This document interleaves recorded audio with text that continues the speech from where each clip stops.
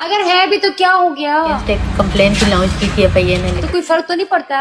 नाज़िबा video scandals में नई पेशरफ्त हुई है। हरीम शाह के इल्जामात पर संदल खटक का रद्द-ए-अमल भी सामने आ गया है। कुछ रोज कबल सोशल मीडिया पर हरीम शाह की कुछ गैर अखलाकी वीडियोस मंजर आम पर आई थीं।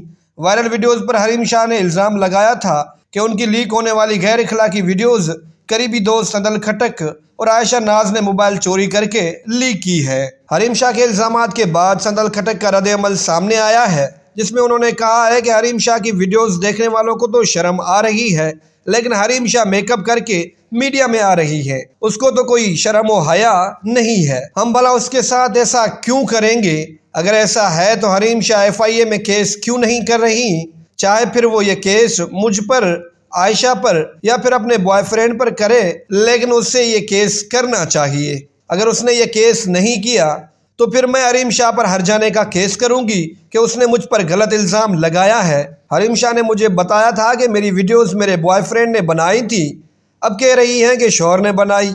जो वीडियोस वायरल हुई हैं वो कोई लड़की नहीं बना सकती। और जहां तक हरीम शाह ने कहा कि मेरा मोबाइल हैक हुआ, नए नस्ल को पता है कि आई क्लाउड किसी का हैक नहीं हो सकता। टिकटॉकर संदल खटक का कहना था कि लीक वीडियोस में मौजूद शख्स हरीम शाह का शौहर नहीं, क्योंकि 1 साल पहले तो उनकी शादी ही नहीं हुई थी।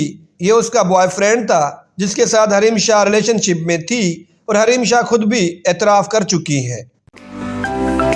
To watch more videos, please subscribe to our channel and click the bell icon.